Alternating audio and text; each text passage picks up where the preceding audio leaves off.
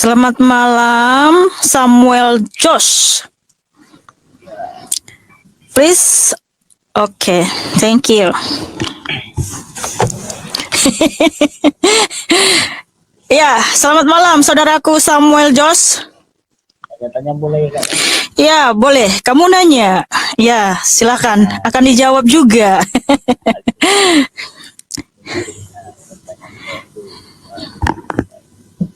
Suaranya kencangin. Itu mikrofonnya taruh ke mulut. Alkitab itu kan kitab suci ya kan? Oh iya, tentu sekali. Syarat bisa dikatakan kitab suci itu apa Kak? Syarat dikatakan kitab suci ya harus benar-benar dari Tuhan Allah yang Maha Kuasa. Karena Alkitab ini benar-benar dari Tuhan Yesus Allah yang Maha Kuasa, bukan karangan manusia.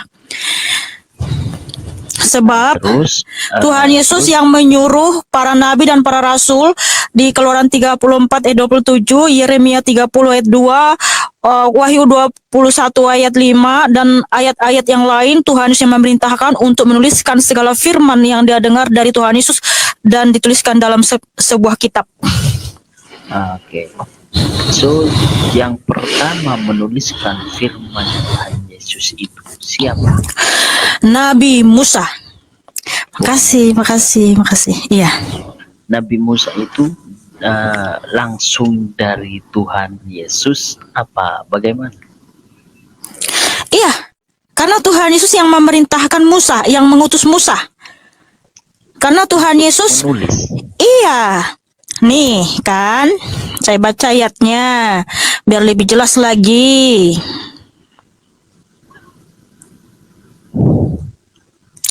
Keluaran 34 ayat 27. Tuhan Yesus berfirman ya. Tuliskanlah segala firman ini, sebab berdasarkan firman ini telah kuadakan perjanjian dengan engkau dan dengan Israel. Kemudian Keluaran 17 ayat 14. Tuliskanlah semuanya ini dalam sebuah kitab. Tuh kan? Oke. Keluaran 17 ayat 14, Tuhan berfirman kepada Nabi Musa, tuliskanlah semuanya ini dalam sebuah kitab. Oke. Terus pertanyaan saya itu begini. Yesus sekarang itu ada apa sudah mati? Tuhan Yesus mati dan bangkit, saudaraku. Dia bangkit dari kematian dan sekarang sudah naik ke surga. Karena surga itu tahta kerajaan Tuhan Yesus Kristus. Namun Tuhan tetap menyertai kita.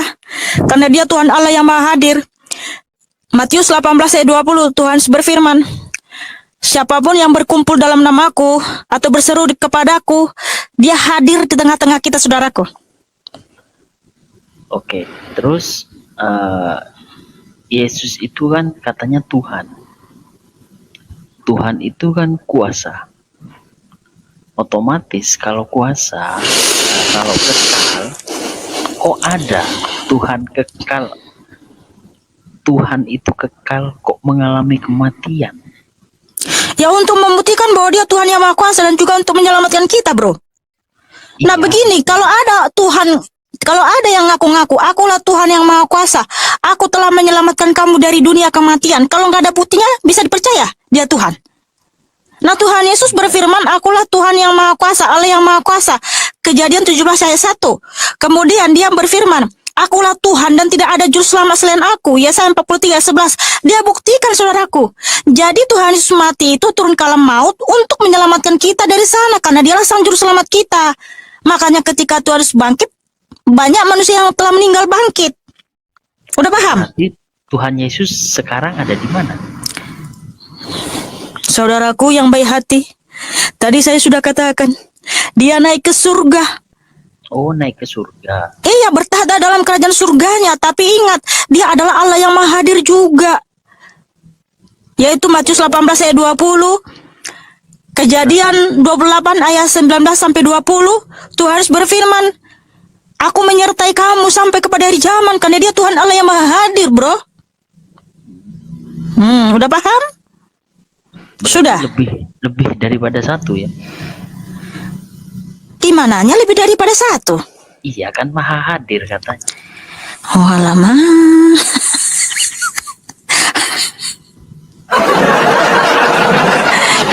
Jika Tuhan Yesus adalah Allah yang maha hadir, bukan berarti dia jadi lebih dari satu. Ah, Sebab firman Tuhan di Ulangan 6 ayat 4, Sema Israel, Adonai Elohenu, Adonai Echad. Kamu ngerti artinya itu apa? ya saya nggak ngerti. Nah saya kasih tahu biar kamu ngerti. Dengarlah hai orang Israel, Tuhan itu Allah kita, Tuhan itu Esa. Nah Tuhan Yesus itu Allah yang Esa, Mono, Tunggal, One, satu, bukan banyak. Mana ada Tuhan banyak? Tuhan semesta alam itu hanya Tuhan Yesus, bro. Oh, Tuhan Yesus. Iya.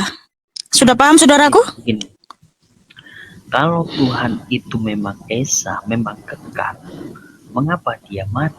Mana ada Tuhan mati? Tadi saya sudah jelaskan untuk menyelamatkan manusia dari dunia kematian, untuk mengembalikan kita ke rancangan semula yaitu hidup yang kekal. Karena tidak ada yang bisa menebus kita dari kutuk kematian, hanya Tuhan Yesus, bro. Makanya kenapa kamu, saya tanya dulu, kenapa kamu percaya adanya kebangkitan dari zaman? Bentar-bentar, kayak gini. Enggak, saya tanya sama Tuhan kamu. Yesus itu Samuel Jos. menyelamatkan. Dengar dulu Samuel dari Jos. kematian, sedangkan dirinya Saudaraku. mati. Itu tuh. Saudaraku, Bagaimana orang mati mau menyelamatkan orang lain yang sudah mati? tapi Tuhan Yesus bangkit, saudaraku, bangkit dari kematian, paham? Iya, bangkit dari kematian. Ya sudah, kalau sudah bangkit, makanya terus menyatakan, akulah yang awal dan akulah yang akhir. Lihatlah, aku telah mati dan aku hidup. Aku bangkit, hidup abadi selama-lamanya. Nah, saya mau tanya sama kamu Samuel, kenapa kamu percaya kamu percaya nggak di hari zaman ada kebangkitan? Percaya. Kenapa kamu percaya ada kebangkitan dari zaman? Apakah sudah ada terbukti ada yang pernah mati lalu bangkit sendiri hidup kekal abadi selama-lamanya? Oh tidak, itu Nah, dari mana kamu percaya ada kebangkitan sementara kalau tidak ada yang kamu percayai dia telah mati dan bangkit? itu sesuai dengan firman Allah ya kan. Loh, jadi kamu mengimani apa? Ada nggak yang sudah terbukti mati dan bangkit? Nah gini bro, kalau kami percaya ada kebangkitan dari zaman, karena sudah terbukti Tuhan Yesus telah mati dan bangkit, hidup kekal abadi selama-lamanya. Makanya yang percaya kepada Tuhan Yesus akan ikut juga mati dan bangkit. Jadi iman Kristen ini iman yang realistis, iman yang logis, iman yang sudah terbukti, bukan iman yang halu. Begitu saudara ya, terima kasih, Tuhan mengasihimu.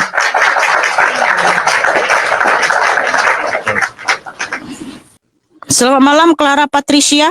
Halo, selamat malam Kak. Belum bisa buka kamera ya, silakan pertanyaanmu apa cantik, silakan bertanya dengan santun, kalaupun menyampaikan sesuatu juga dengan santun silakan.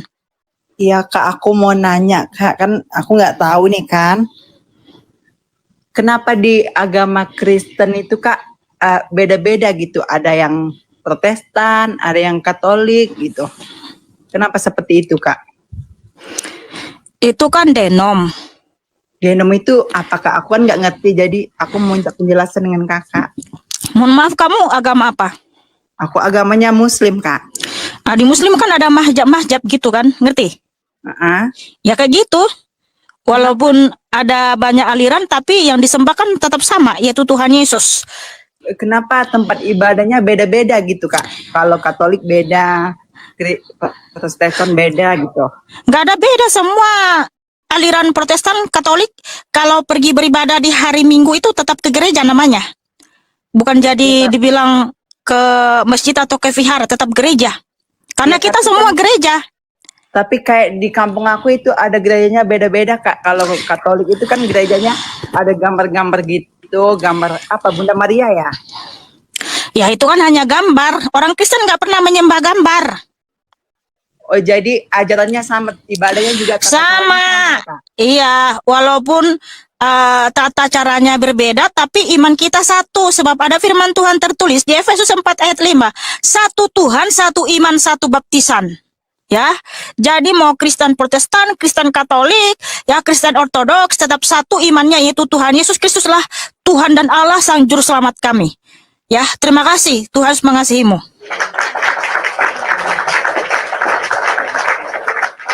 Selamat malam Alex, please open your camera. Juga.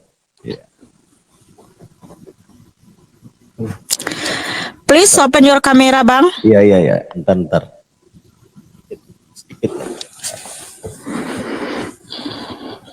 Sedikit lagi. Iya, oke. Makasih semuanya saudaraku. Malam. Ya, malam Bang Alex. Siap. Bagaimana kabarnya saudaraku? Kabar baik. Alhamdulillah ya. Silakan Bang, ada pertanyaannya? Aku mau tanya ini. Suaranya kencangin Bang, jangan lemas-lemas. Ya, mau tanya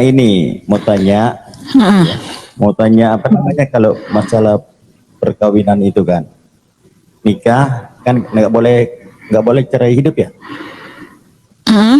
Masalah apa ya? Kalau misalnya ini orang cerai hidup, terus dia nikah lagi, berarti dia bersinah. Berarti dia bersinah. Oke, yang jelas begini Bang ya. Di dalam pernikahan Kristen itu harus setia kepada pasangan. Karena ada firman Tuhan,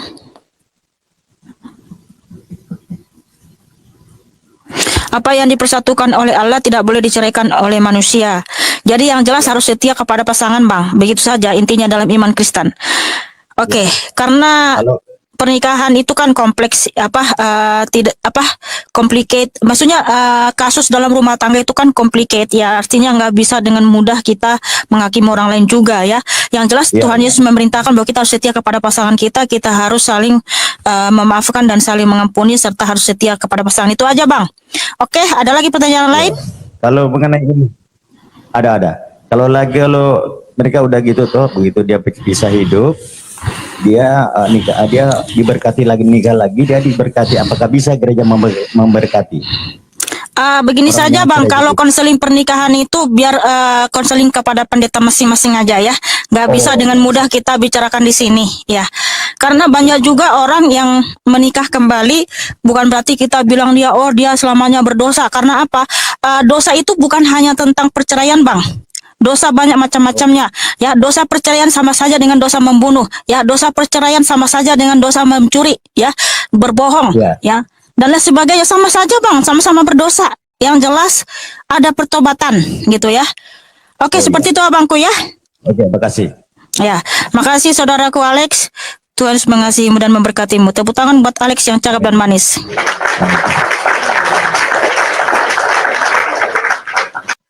Selamat malam Sirojul Falah.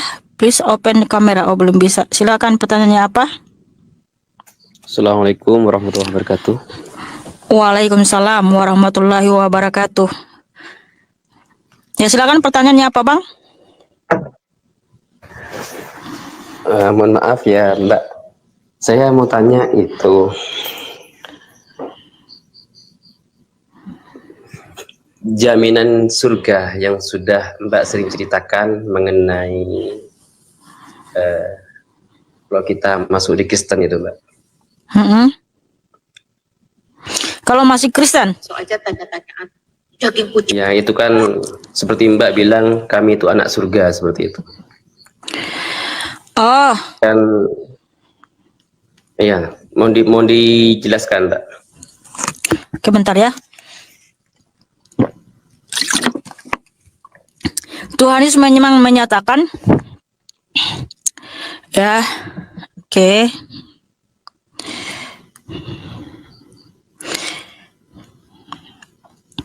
Tuhan Yesus berfirman di Yohanes 5 ayat 24, Yohanes 6 ayat 35, Yohanes 6 ayat 47, Yohanes 7 ayat 38, Yohanes 11 ayat 25, Yohanes 14 ayat 1 sampai 7 ayat 9, bahwa barang siapapun percaya kepada Tuhan Yesus, dia diberikan surga, yaitu keselamatan kekal Bang.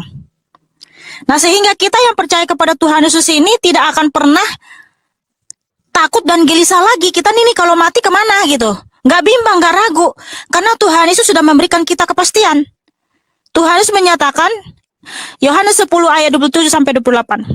Domba-dombaku mendengarkan suaraku, dan aku mengenal mereka, dan mereka mengikut aku. Dan aku memberikan hidup kekal kepada mereka, dan mereka pasti tidak binasa sampai selama-lamanya. Nah, pasti banget tuh. Tapi, apa kata Tuhan Yesus? Percayalah kepadaku, jangan gelisah hatimu. Sebab aku pergi ke surga untuk menyediakan tempat bagimu, dan ketika aku datang kembali, aku akan membawa kamu ke surga, supaya di mana aku berada, kamu pun berada. Nah, jadi dalam Tuhan Yesus itu sungguh kita bahagia sekali, hidup dalam damai, hidup dalam keselamatan kekal. Karena kita diselamatkan oleh kasih karunia keselamatan yang diberikan Tuhan Yesus Kristus di atas kayu salib, yaitu di Efesus 2 ayat 8 sampai 10. Nah, begitu saudaraku, kalau kita percaya Tuhan Yesus dan taat setia kepadanya, bahwa kita diberikan surga itu pasti, bukan mudah-mudahan. Meskipun itu orangnya sering dengki, iri, intinya hatinya masih sering kotor, pikirannya kotor, perbuatannya kotor, apakah tetap masuk surga? Begini saudaraku, coba kamu alami sendiri. Ketika kamu percaya kepada Tuhan Yesus, kamu membaca Alkitab, kamu menyatakan Tuhan Yesus adalah juru selamatku. Apakah kamu masih sanggup melakukan dosa? Masih sanggup bermain-main dengan dosa? Nggak akan mungkin. Karena saya sudah alami sendiri, saudaraku. Dulu saya bukan orang yang benar. Tetapi ketika saya hidup dalam Tuhan Yesus, saya percaya kepada Tuhan Yesus, untuk melakukan dosa yang sama lagi di masa lampau, masih mikir, wah ini kan nggak boleh dalam Tuhan Yesus seperti ini. Sehingga kita bertobat sungguh-sungguh. Makanya kalau kamu lihat kehidupan Kristen sejati, saudaraku, mereka akan meninggalkan manusia lamanya. Dia akan tetap hidup setia di hadapan Tuhan Yesus. Itulah orang Kristen sejati.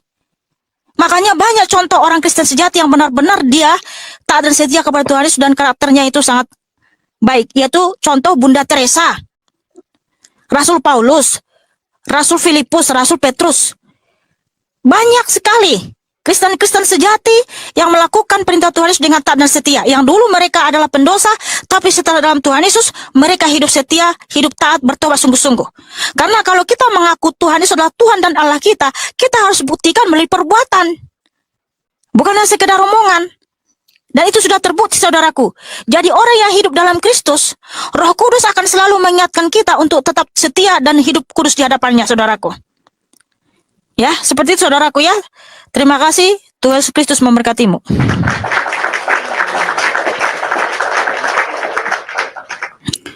Ya, satu aja dulu saudaraku ya. Yang penting kamu sudah paham itu ya. Selamat malam Muhammad Ali. Assalamualaikum warahmatullahi wabarakatuh, Kak. Waalaikumsalam warahmatullahi wabarakatuh. Silakan pertanyaan saudaraku. Cuman satu aja nih, Kak, mau nanya, Kak. Iya. Yesus itu kan disalib untuk menembus dosa umat Kristen. Seandainya kalau dia tidak disalib, apakah dia tetap menembus dosa umat Kristen? Udah itu aja, Kak.